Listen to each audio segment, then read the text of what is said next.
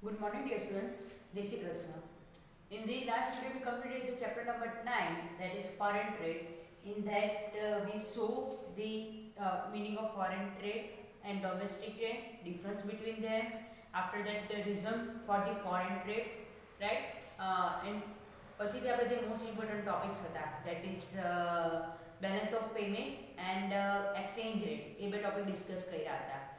તેના જે હોમવર્ક છે તે બી તમને કાલે સેન્ડ કરી દીધું હતું. જે ક્વેશ્ચન્સ જે લખવાના છે તમારે આઈ હોપ સો કે તેની અંદરના બધા ક્વેશ્ચન્સ તમને ક્લિયર હશે. જો નહીં ખબર પડે કોઈ ક્વેશ્ચન્સમાં શું આન્સર લખવાનો તો પૂછી લેજો. હવે અત્યારે આપણે chapter number 10 that is industrial sector start કરવા જઈ રહ્યા છે. આપણે બે ચેપ્ટર બાકી છે, industrial sector and chapter number 11 that is emerging issues in India, right. એ બે ચેપ્ટર બાકી છે. બીજું કે તમને સિલેબસ પણ સેન્ડ કર્યો હતો જે કટ ડાઉન થયો છે તે, બરાબર છે. 30% સિલેબસ જે રિડ્યુસ થયો છે, રાઈટ. તમને કીધું હતું કે ઇકોનોમિક્સમાં કોઈ ચેપ્ટર ફૂલ નથી નીકળ્યા, બટ એની અંદરથી પોઈન્ટ્સ નીકળ્યા છે. તો તમને એક આખું ફોર્મેટ બનાવીને સેન્ડ કર્યું છે, તે બી તમે એક વખત આખું ફોર્મેટ બરાબર જોઈ લેજો, રાઈટ. આપણે ઝડપથી સિલેબસ કટ ડાઉન થયો ને પછી જે બી ચેપ્ટર્સ ધરાવતા છે તો તે ચેપ્ટરમાં તમને કીધા છે કે આ તમારા સિલેબસમાં નથી, બટ આગળના જે ચેપ્ટર્સ જે છે, બરાબર, આગળના જે ચેપ્ટર્સ છે તો તેની અંદરમાં જે બી સિલેબસ કટ ડાઉન થયો છે, બરાબર. બીકોઝ એવો છે, ફોર એક્ઝામ્પલ આપણે બેન્કિંગ સેક્ટરની વાત કરી દઈએ, બરાબર.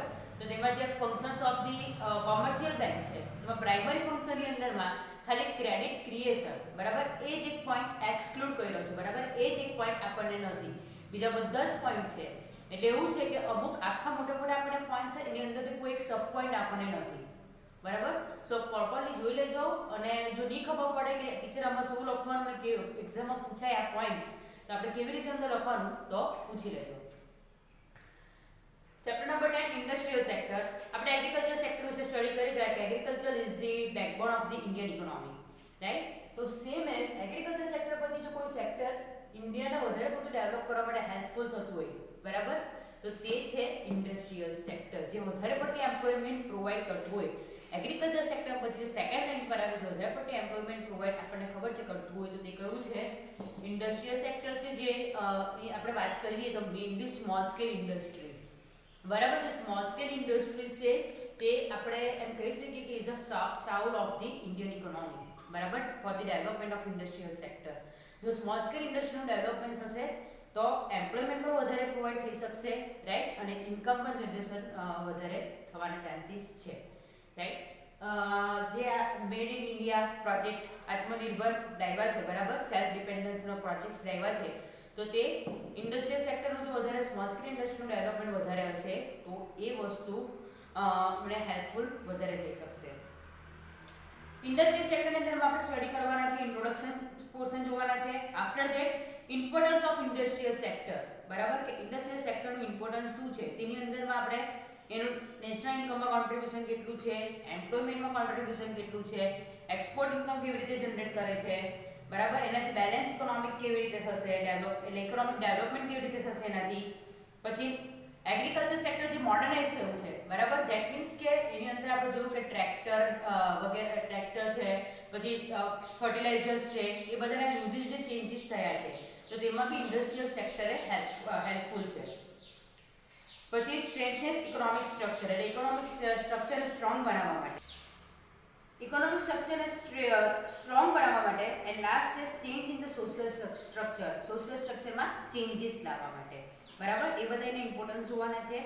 After the industrial structure, industrial structure જે પોઈન્ટ છે તેમાં આપણે ડિફરન્ટ ટાઈપ્સની ઇન્ડસ્ટ્રી જોવાના છે, બરાબર. ડિફરન્ટ ટાઈપ્સની ઇન્ડસ્ટ્રી, જેવી રીતે તમે ડિફરન્ટ ટાઈપના પાર્ટનરશિપ જોઈ ગયા, ડિફરન્ટ ટાઈપના બિઝનેસ ફર્મ જોઈ ગયા બીએની અંદરમાં, બરાબર. આપણે વાત કરીએ તો આપણે બી માર્કેટમાં ડિફરન્ટ ટાઈપ્સના માર્કેટ્સ જોઈ ગયા, તેવી જ રીતે ઇન્ડસ્ટ્રી બી ડિફરન્ટ ટાઈપ્સના છે. On the basis of investment size છે પહેલું, બરાબર. એની અંદર ડિફરન્ટ ટાઈપનું ઇન્વેસ્ટમેન્ટ એટલે કે cottage industry, tiny industry, small scale વગેરે વગેરે છે. પછી છે types of industry on the basis of ownership, બરાબર. ઓનરશિપના બેઝ પર છે, public, private, cooperative etcetera. And types of basis on the types of products, બરાબર. ટાઈપ્સ ઓફ પ્રોડક્ટ્સના બેઝ પર છે તે કન્ઝ્યુમર એન્ડ ઇન્ડસ્ટ્રીયલ. જેવી રીતે આપણે ગુડ્સ એન્ડ સર્વિસીસમાં 11th સ્ટાન્ડર્ડમાં ચેપ્ટર નંબર 2માં જે ગુડ્સ એન્ડ સર્વિસીસમાં ટાઈપ્સ ઓફ ગુડ્સ જોયું હતું બરાબર, consumer goods and producer goods. તેવી જ રીતે આની અંદર છે consumer goods industry and intermediate goods industry, right. તો તેના વિશે આપણે સ્ટડી કરવાના છે. પછી જે તમારો પોઈન્ટ છે measures taken by the government for industrial development.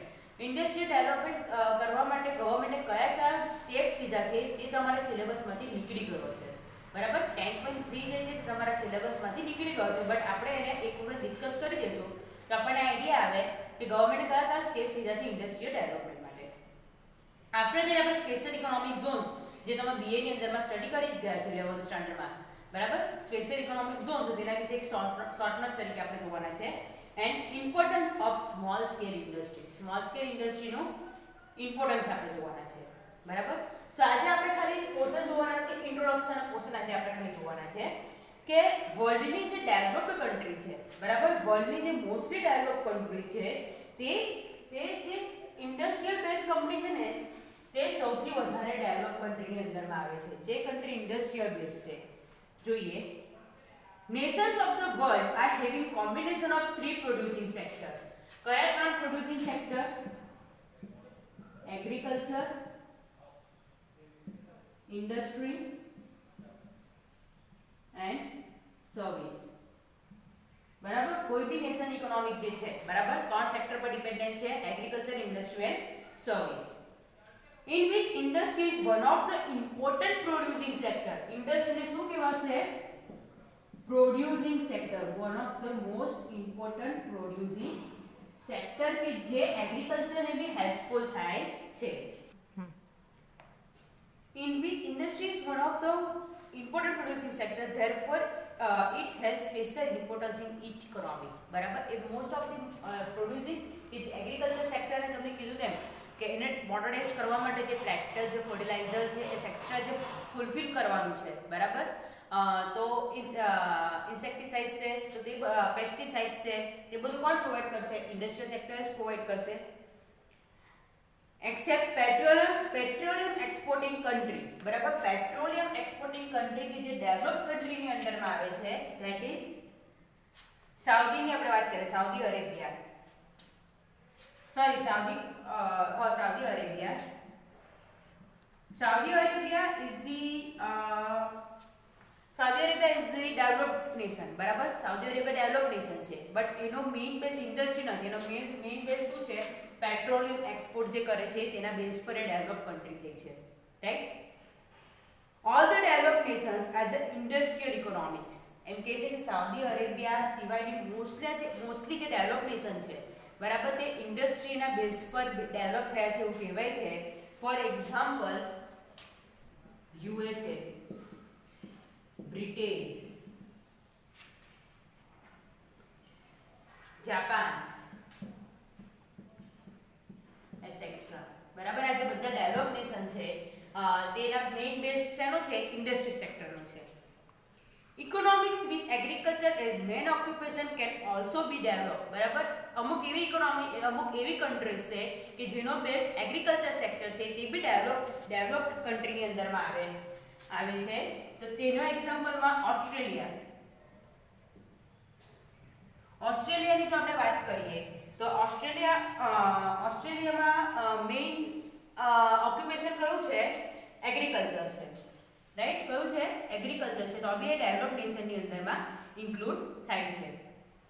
પછી બીજું કીધું છે તમને ન્યુઝીલેન્ડ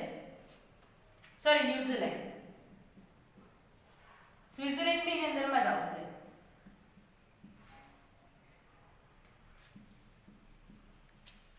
ઓસ્ટ્રેલિયા, ન્યુઝીલેન્ડ છે, સ્વિટ્ઝરલેન્ડ છે, બધાનું મેઇન ઓક્યુપેશન કયું છે? એગ્રીકલ્ચરનો છે. તેમ છતાં પણ ડેવલપ નેશનમાં આવે છે, but most of the countries which are developed are come under the industries. જો તમને કીધું છે but developed agriculture economics are very less in the number, whereas there are the number of, for example, of developed industrial nation. Therefore, majority of the world economics have started believing that to attain faster economic development, industrial sector has to develop. જો આપણે economic development કરવું હોય, fastest કરવું હોય બરાબર, જલ્દીથી આપણે economic develop તરફ આગળ વધવું હોય તો મેઇન શું છે? કોને ડેવલપ કરવાનું? ઇન્ડસ્ટ્રી સેક્ટરે ડેવલપ કરવાનું, એને વધારે ઓપન કરવાનું અને મેઇનલી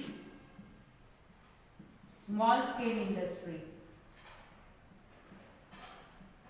સ્મોલ સ્કેલ ઇન્ડસ્ટ્રીઝ તરફ વધારે ફોકસ કરવાનું. કે સ્મોલ સ્કેલ ઇન્ડસ્ટ્રી આપણે સ્ટડી કરશું તો આપણને ખબર પડશે કે એ જ એક એવું સેક્ટર છે કે જે વધારે એમ્પ્લોયમેન્ટ પ્રોવાઈડ કરે છે અને ઇન્કમ જનરેશનમાં પણ સારું પડે છે, રાઈટ. સો ઇન્ડસ્ટ્રી સેક્ટર થી ડેવલપમેન્ટ વધારે થાય છે એવું બિલીવ કરવા લાગ્યા છે. સો આ ઇન્ટ્રોડક્શન પોર્શન આપણે જોયું છે. નેક્સ્ટ વિડીયોમાં આપણે importance of importance of industry છે તે સ્ટડી કરવાનો છે કે જે ક્વેશ્ચન 3 ઓર 5 માર્ક્સ માટે ઇમ્પોર્ટન્ટ છે. આમાં કોઈ બી કન્ફ્યુઝન હોય તો પૂછી લેજો. Thank you.